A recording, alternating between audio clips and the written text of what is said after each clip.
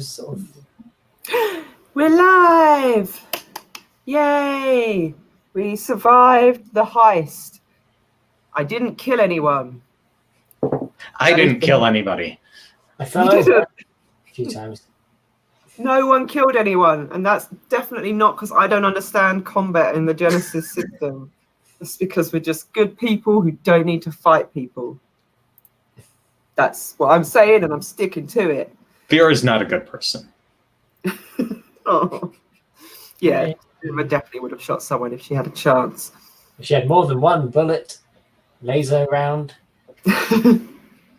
Well, if somebody hadn't kept getting in her way and trying to make friends with the Martian rat folk.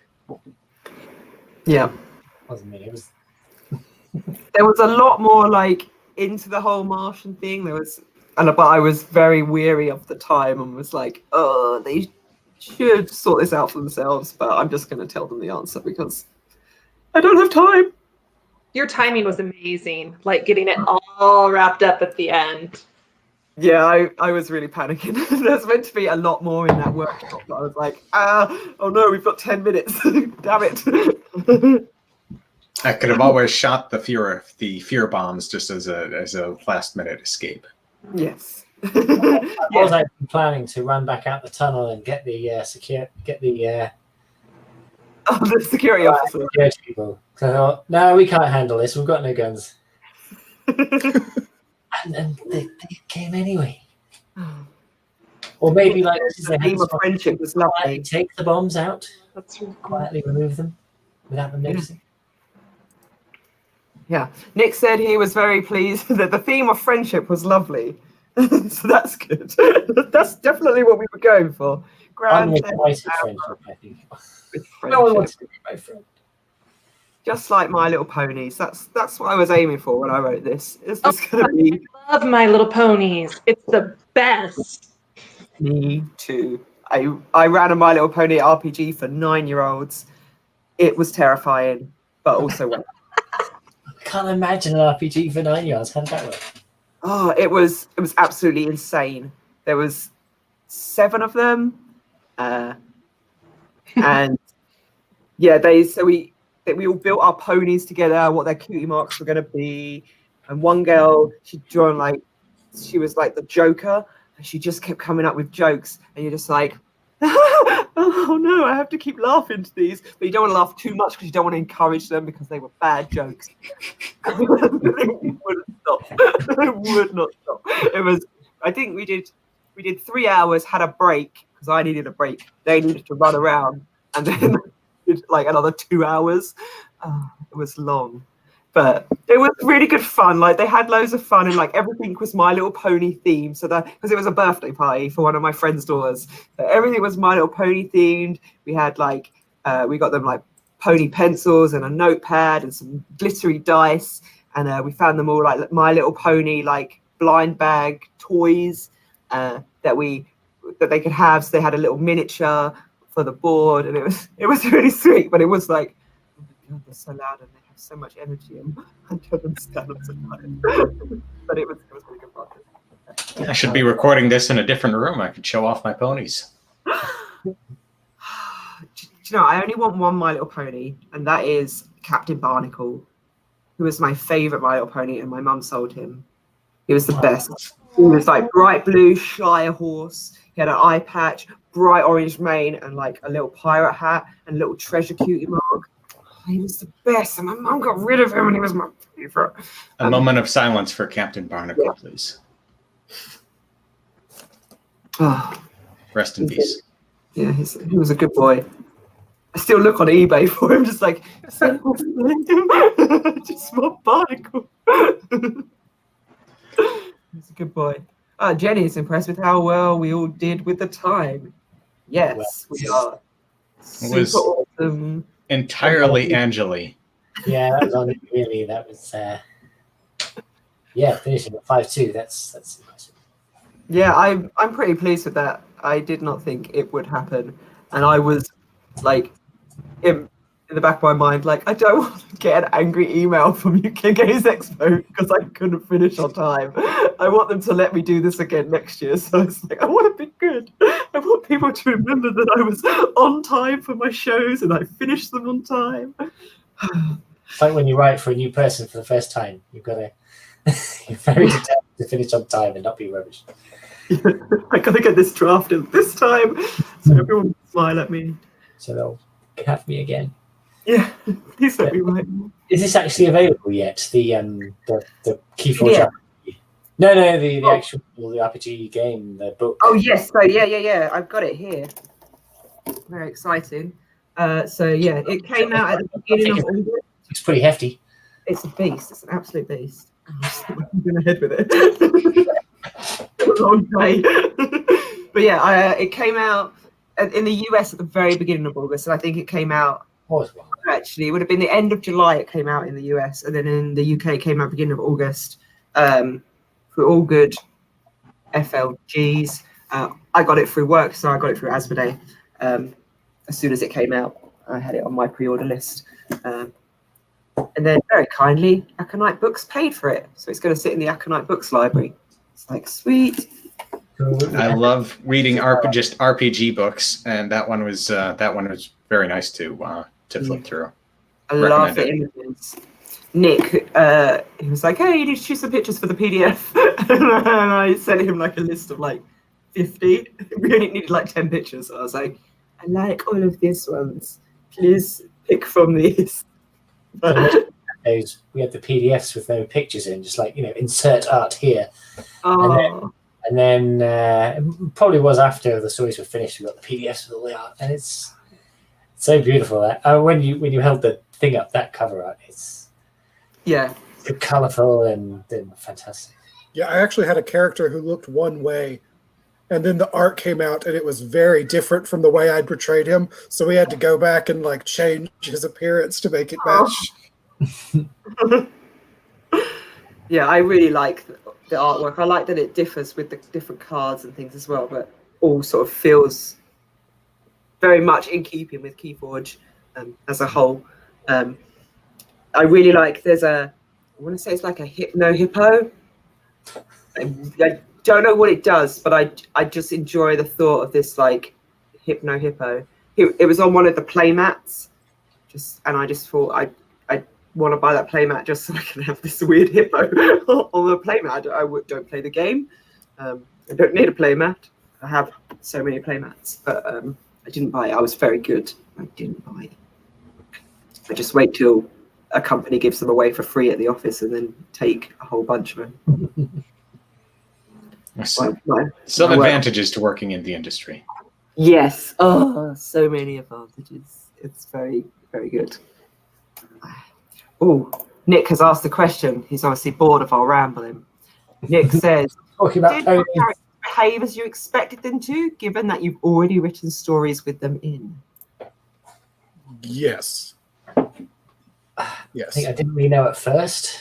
I think obviously it's a little while ago we wrote these, but I think as the story went on and we were sort of funneled into it a little, I think it all came back behaving as we ought.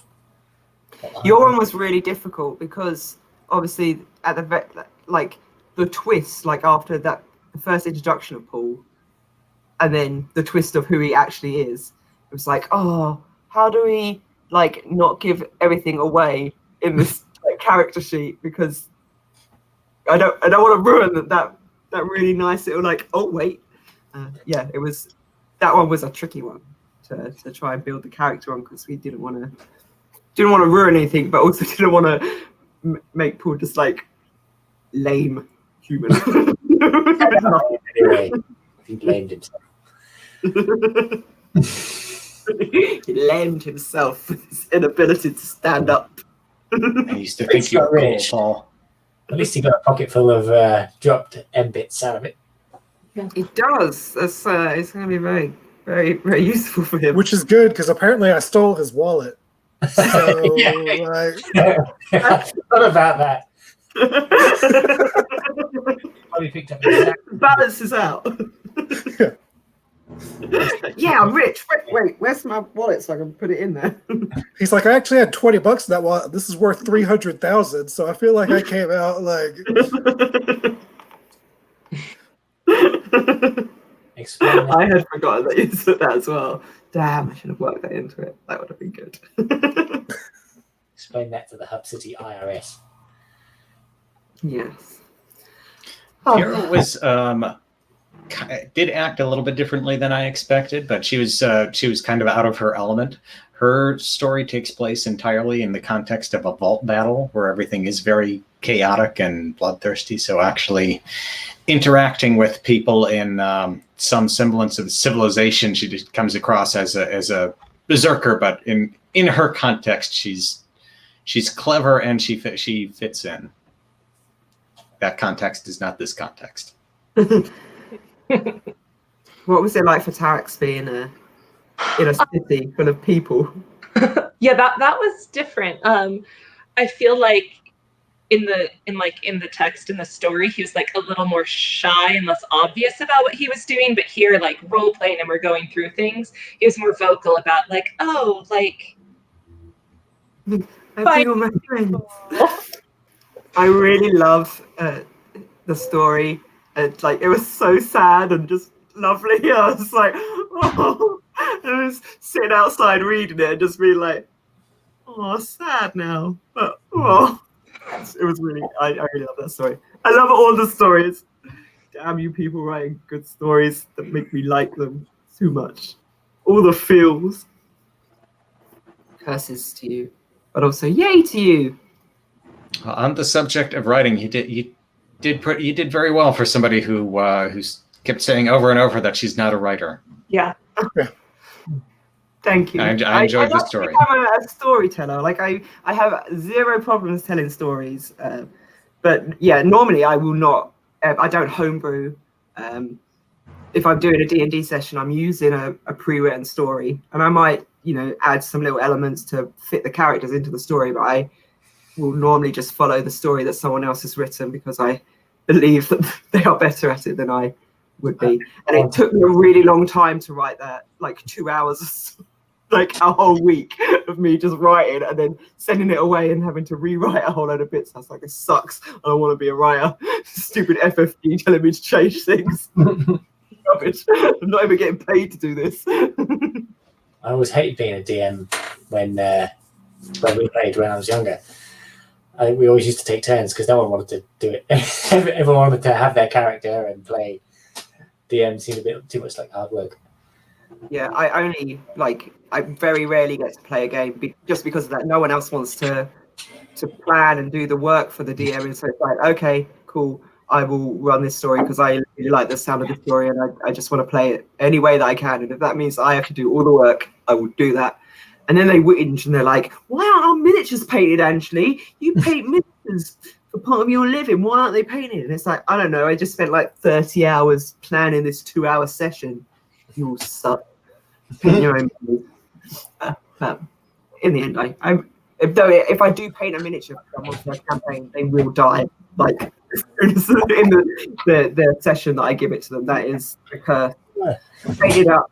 I'm playing Blackstone Fortress, and I painted up my character, who's a little bird person with a gun, and I was like, "Yeah, this is awesome."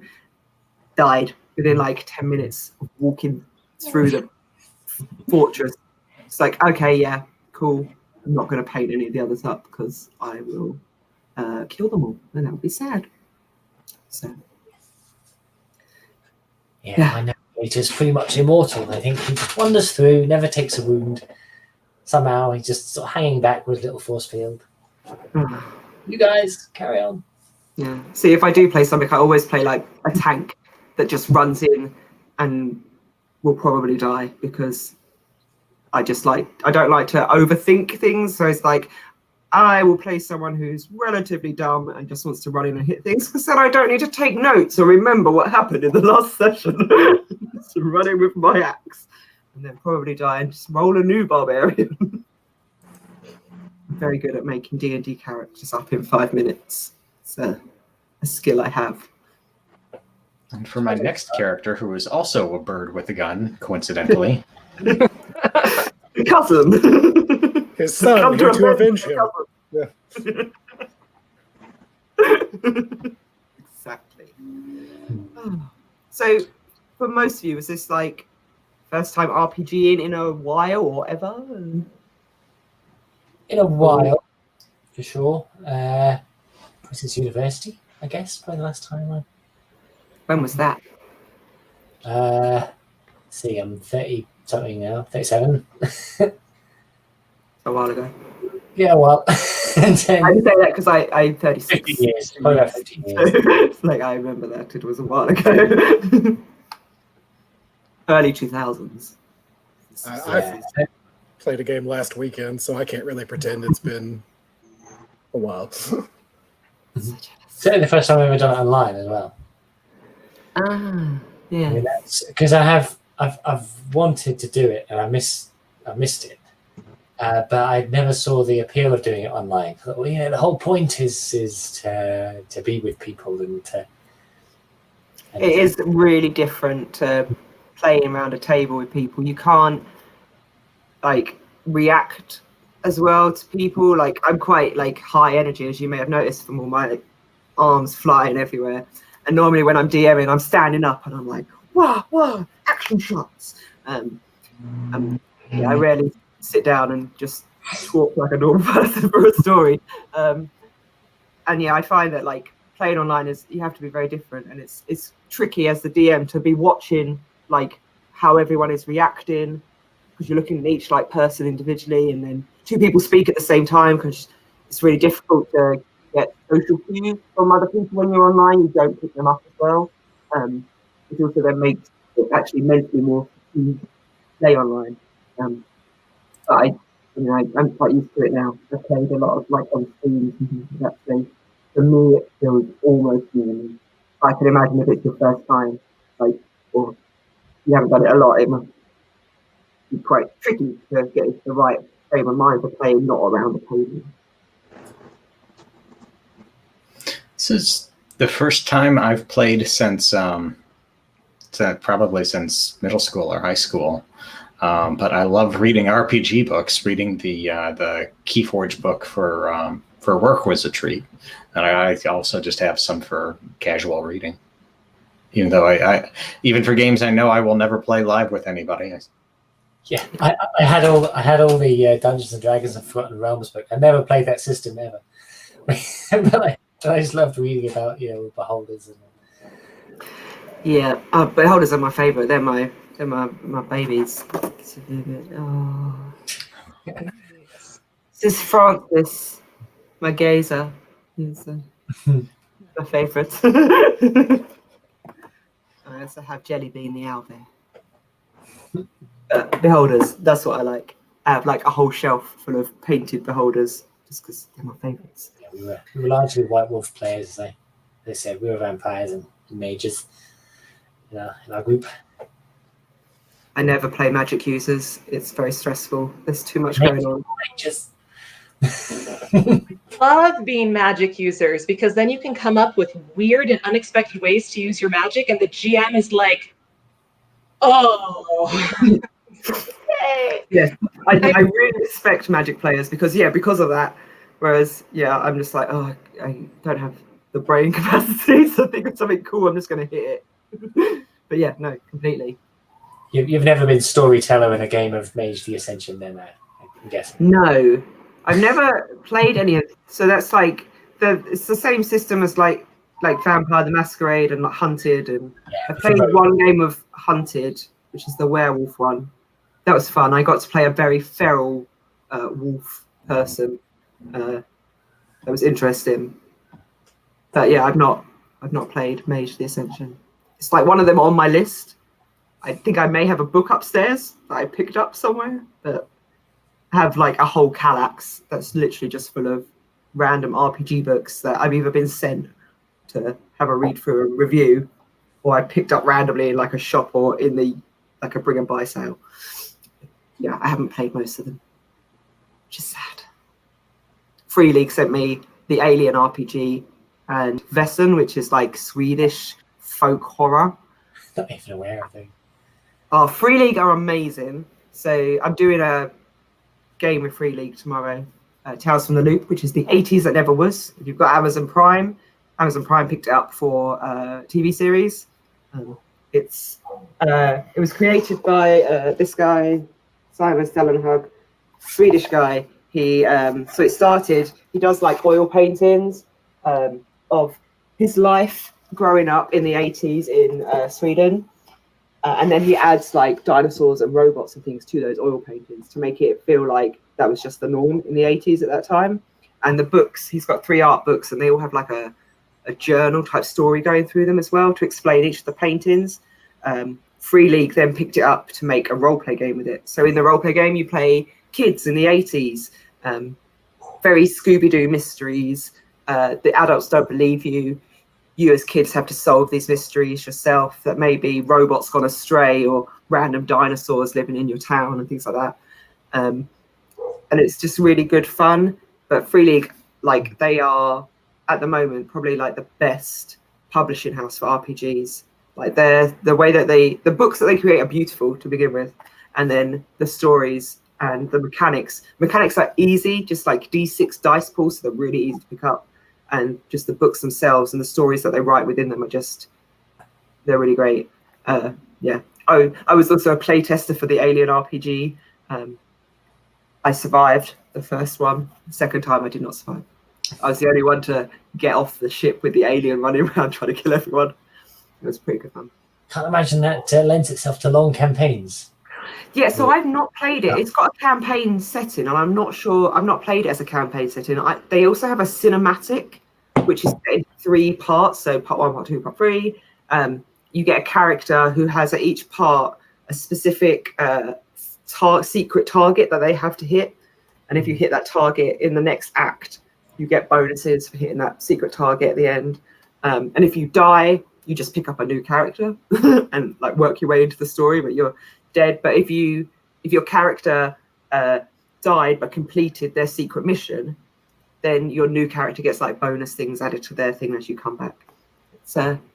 It's good fun, and it's meant to last 3 hours because it's a cinematic.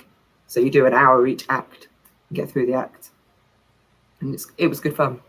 Yeah, but I don't know how it would be a campaign unless it's just big space opera, and then at the very end you find an alien and it definitely kills you. Die. That's what happens. But it does. Everybody gets 20 characters. Yeah, but it does lend that sort of like fear, because in meta you know that there's an alien somewhere on this stupid ship that you're like, why am I on this abandoned ship? This is really dumb. But your character doesn't know that. So you're like, I'm going to look in that door. I don't know why I'm acting scared. There could possibly be an alien behind it. It does add like a little fear factor to it. I'm going to recommend Thomas open that door. What? Hey, Tom. That's just me. Door. No reason. Because I used like a body shield is not a reason to send me to open the alien door. Hey, just look in that fleshy egg sack there. Really? Don't metagame. You don't know what's going to happen. You've got science 3.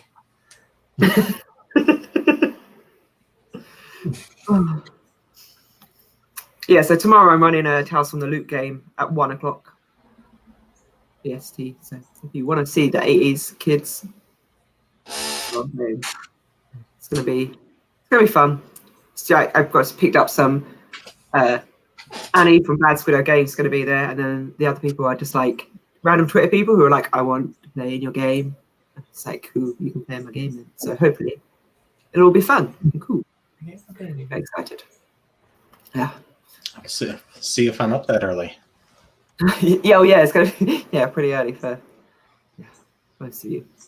For me, I will be almost dead. What is sleep at Expo? It's been nearly 12 hours. If you're actually there, just imagine how much busier you'd be. You'd be up at the bar until. I would be like Expo would have Expo. I'd probably be doing the D&D Epic, which would have started at 8 and would go on till midnight. I'd be in like the first half of the D&D Epic, and then when that finished, I then schmooze with the Wizards of the Coast people at the bar for a couple of hours, or dragging myself to bed. Nick says, "You can do it, Anjuli." I just gotta get to 9 o'clock and then I can go to bed. I sort of wish I was at a real expo now. A real There's so NEC. much fun. Sorry? A physical NEC. Yeah.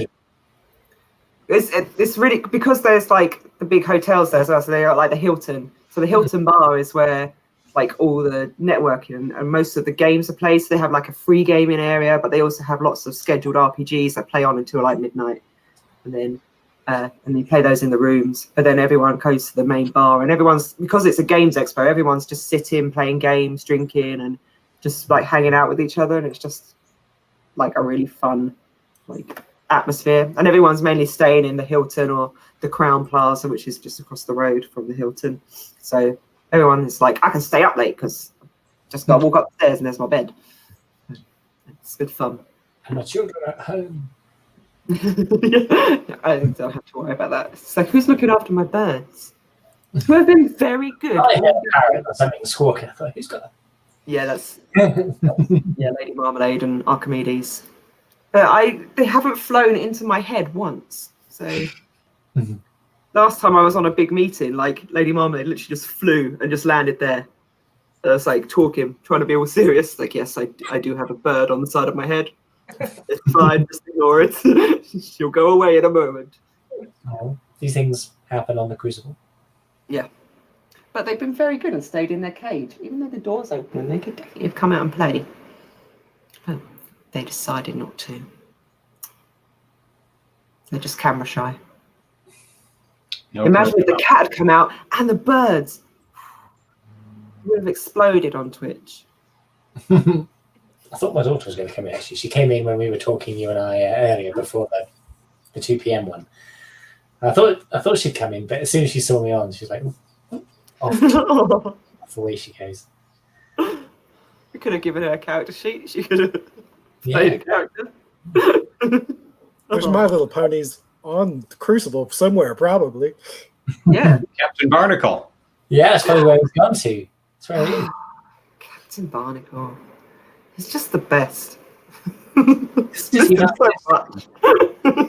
not a figure that exists anymore? I don't think so, no. He's definitely not been remade in the new style. All right. He was like a big Shire horse. He was so good. So good. Yeah. My mum kept so many of my toys and not Captain Barnacle. Like, when I moved out, she was like, here's all your toys. It was like a whole room full. It's like, looking through them, was like, there's no Captain Barnacle. Like, no. Why have you kept all of these worthless trolls and no Captain Barnacle? But you don't hold a grudge. Oh, no. No. I just remind her every birthday. Do you know what this present is? Isn't? Captain Barnacle. You don't even love me. You haven't been on eBay for the last year trying to search for it. No love. One day I'll get Captain Barnacle. I'll find him. Someone would have found him in their attic and doesn't want him. That's my plan. That'll be life achievement unlocked there. The owner of Captain Barnacle. So if I saw people in chat who tuned in to listen to Keyforge me going, Captain Barnacle!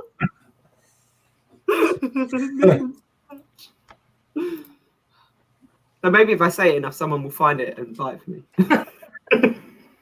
I'll put it on my Amazon wish list. Maybe. Good stuff.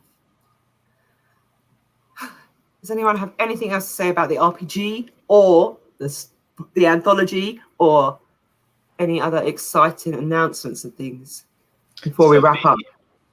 The RPG adventure that we did is going to be available, you said, a week from now? Next week sometime, yes. And that's going to be on your Twitter?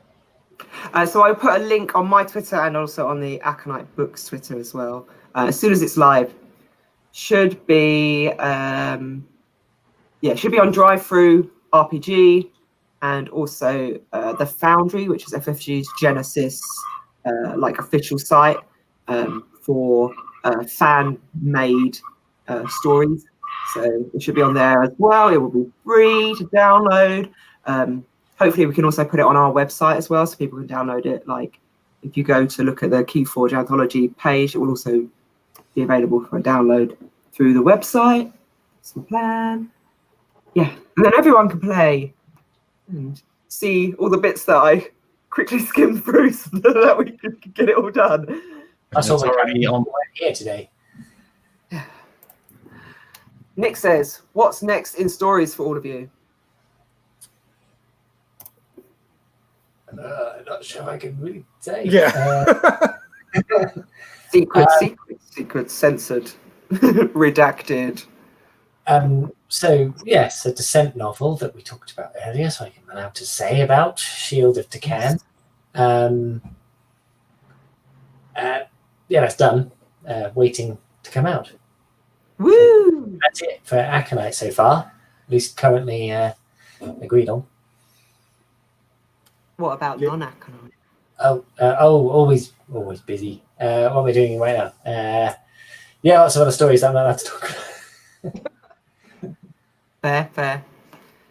Unfortunately, it's always really hard when I'm at events such as this virtual one when people ask me, "Oh, what are you working on right now?" It's like, nothing I can say. Stories, words, recipe, sandwich making. You should come up with some really random hobbies, and when they say what you're working on next, you'll be like, "I'm trying to learn how to hula hoop really well. I'd like to be able to like twist it from my neck all the way down to my foot." I'm just smacking myself in the face with it, but you know, I'll get there. That's my pro tip for being asked stupid questions. Stupid answers. No offense, Nick. Yeah, sorry. Has anyone got anything they can share? I've got a Marvel Heroines novel. Domino Strays will be coming out October 1st, which I'm very excited about. Focused on Marvel's X-Force Good Luck Powers-based mercenary Domino. You may recognize from approximately 1 million comics, and also from her appearance in Deadpool 2. I have 2 novels out right now that were published in 2014, but are kind of hard sells at the present moment because they are historical science fiction novels set during the Black Death. I perfectly understood if people don't want to read about that during a pandemic, but they're there. Buy them, people. You know, people do though. Like Contagion, it's like 2 weeks into the pandemic. Like Contagion was like the most watched show on like Netflix. I watched it with Annie, and I was like, "Why am I doing this? Like, this is bad. Like, it's almost identical to everything that's happening at the moment. Why am I watching this? I don't like it." But yeah, most people people have like a sick fascination with the thing that's going on. Well, and everyone's been playing like the pandemic board game, and I'm like, let's play Terraforming Mars and not even think about this planet. We'll just go over here. Yeah, this one looks better. Yeah. Nick says, Quietus and Terminus are amazing. Thank you, Nick. Mike asks, what crazy hobby do you wish that you were good at? Does that have to be a crazy hobby? Or any hobby. Anything. It's crazy, awesome. I wish I could actually paint miniatures. Does that count? Like, because Hold on. All it takes is practice. Everyone can paint miniatures. Just practice. Hello? Oh, You've lost your face, David. Is that intentional? Oh. Sorry. It's okay. Yeah. Mike says it was in relation to my top tip about hula hooping. Had to parenting. I'll be back. Oh, okay.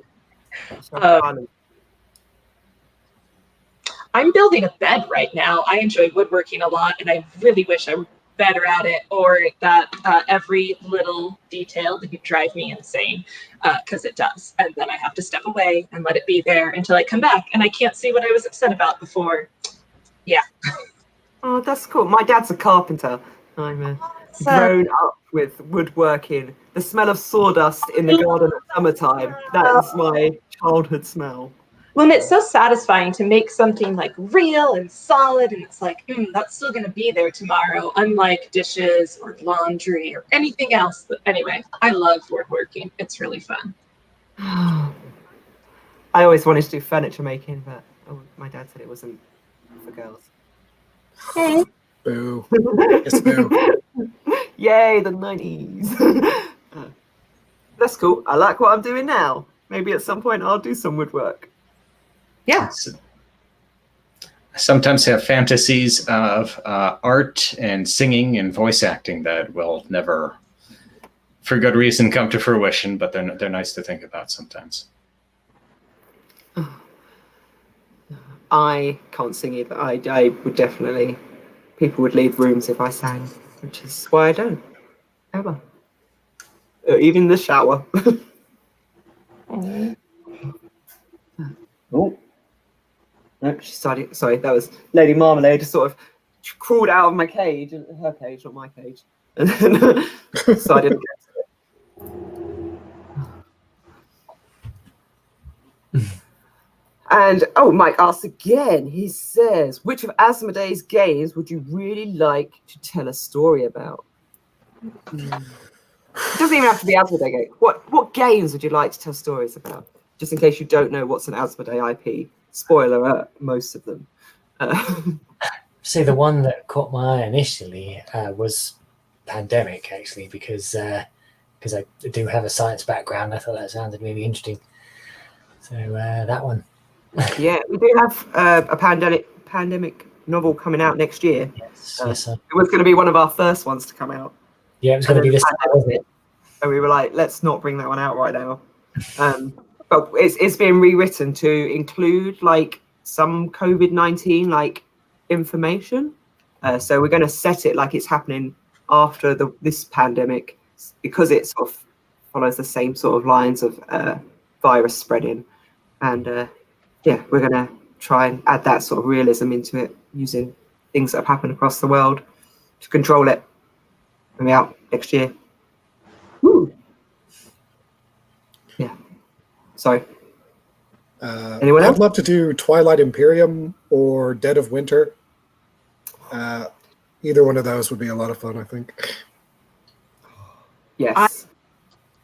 I really like Catan, or I think you could tell really fun stories with citadels. I feel like that game is always just so like, the turns and twists. And Small World, which I feel like is similar in some ways to Keyforge, where you have just all these wonderful mashups. Like that's just really, really fun.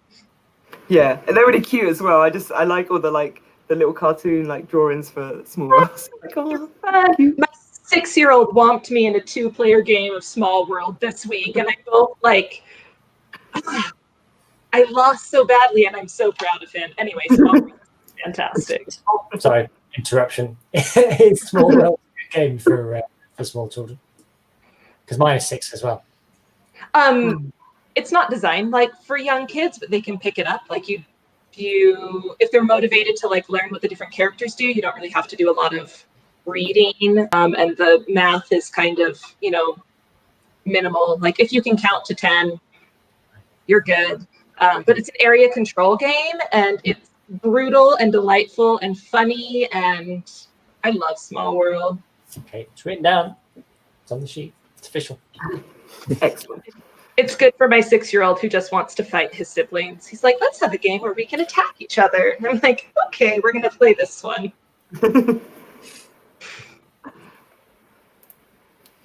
I actually just remembered. Sorry, I didn't mean to. Sorry. No. I was just going to say, I just remembered that there's a Darkest Dungeon board game coming out that I would love to write a Darkest Dungeon story. That would be ridiculously fun. Is that I can't remember. So Darkest Dungeon as well. Better look out.